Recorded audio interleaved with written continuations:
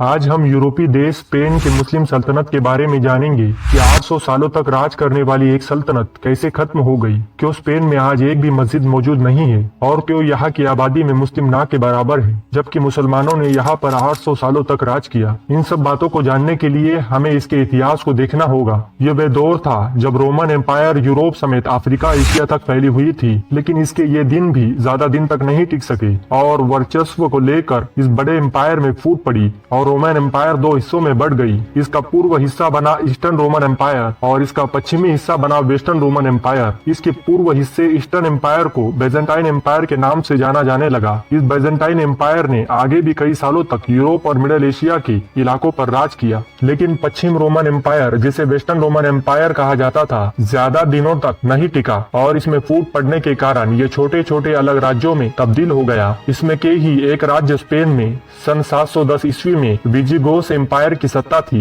उसका राजा रोड्रिक नामी शख्स था जो एक जालिम किस्म का राजा था। वो अपने राज्य के लोगों पर अलग अलग तरह के अत्याचार करता था। वो यहाँ पर बसने वाले यहूदियों पर तो बहुत ज्यादा जुल्म ढाता था। उस वक्त स्पेन में एक रिवाज आम था कि राजा के महल में राजघराने के वजीर और अमीर लोगों के 8 से 18 साल के बच्चे राजा के महल में पढ़ाई करने के लिए आते थे और पढ़ाई पूरी होने तक वो यहीं पर रहा करते थे। एक बार रोड्रिक राजा की नजर इन्हीं बच्चों में से एक निहायत खूबसूरत बच्ची पर पड़ी तो उसने उस बच्ची के साथ गलत काम करने का इरादा बनाया और उस बच्ची को अपने कमरे में बुलाकर उसे अपनी हवस का शिकार बनाया। उस बच्ची ने उसके साथ हुई घटना का जिक्र अपने बाप से किया तो वह गुस्से से आग बबूला हुआ और उसने रोड्रिक राजा से बदला लेने का मन बना लिया। लेकिन वो आदमी राजमहल में एक वजीर था तो उसके लिए ऐसा करना मुमकिन नहीं था, लेकिन वो इस बात को हमेशा अपने दिल में रखता और मौके की तलाश में रहता। एक दिन उसके दिमाग में एक तरकीब आती है और वो स्पेन से बाहर निकल पड़ता है। वो अफ्रीका की तरफ चल पड़ता है। उस वक्त मिडिल एशिया और अफ्रीकी इलाकों पर एक ताकतवर मुस्लिम हुकूमत कायम थी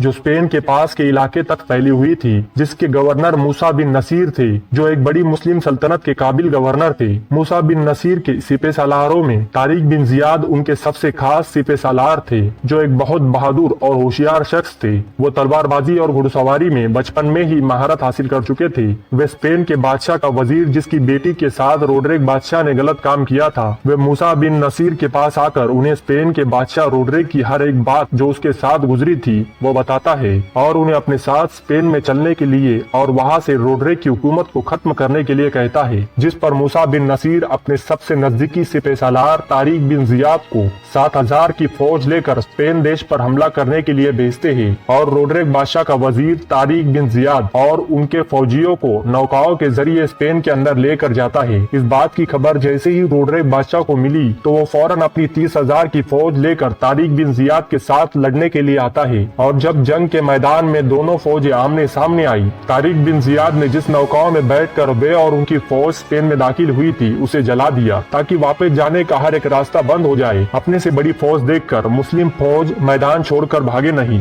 वो इस स्पेनिश फौज का डटकर मुकाबला करे। इसका नतीजा भी वैसा ही हुआ। तारिक बिन जियाद की 7,000 की फौज ने रोड्रिक की 30,000 की फौज को हरा दिया। यह लड़ाई गुड़ालेक नदी के पास हुई थी, इसलिए इसे बैटल ऑफ गुड़ालेक के नाम से जाना जाता है। इस जंग में मुसलमानों ने इतिहास लिख दिया। इस जंग में स्पेनिश राजा रोड्रिक भी मारा गया था। इस बात की खबर जैसे ही मूसा बिन नसीर तक पहुंची तो उन्होंने तारिक बिन जियाद की मदद के लिए 4,000 की फौज भेजी। इसके बाद तारिक बिन जियाद एक एक करके स्पेन के शहरों को जीतते चले गए, यहाँ तक कि उन्होंने 720 ईस्वी में पुर्तगाल समेत पूरे स्पेन को जीत लिया और यहाँ पर मुस्लिम हुकूमत कायम की। इस दौर को स्पेन का स्वर्णिम युग भी कहा जाता है। स्पेन में मुसलमानों ने बड़ी बड़ी इमारतें कायम की, नए तालीमी इदारे कायम किए। ये तालीमी इदारे इतने मशहूर थे कि पूरे यूरोप से बच्चे स्पेन में अरबी तालीम हासिल करने के लिए आते थे। इसी टाइम स्पेन में बड़े बड़े साइंसदान निकले और यहाँ तक कहा जाता है कि सर्जरी का शोध भी इसी वक्त स्पेन में हुआ था। स्पेन में दुनिया के 3 धर्म मुस्लिम, यहूदी और ईसाई एक साथ अमन के साथ रहते थे, लेकिन वे दौर भी आया जब मुस्लिम सल्तनत बिखरने लगी। इसके अंदर ही वर्चस्व को लेकर लड़ाइयाँ होने लगी। इस अंदरूनी लड़ाइयों का फायदा उठाकर यूरोपीय ईसाई सल्तनतें फिर से एक होने लगी और उन्होंने सन 1085 ईस्वी में स्पेन के एक राज्य टोलेडो में ईसाई हुकूमत कायम की और आगे एरागोन और कस्टिले में ईसाई हुकूमतें बनी। जब तक मुस्लिम हुकूमत ग्रेनाडा तक ही सीमित रह गई थी।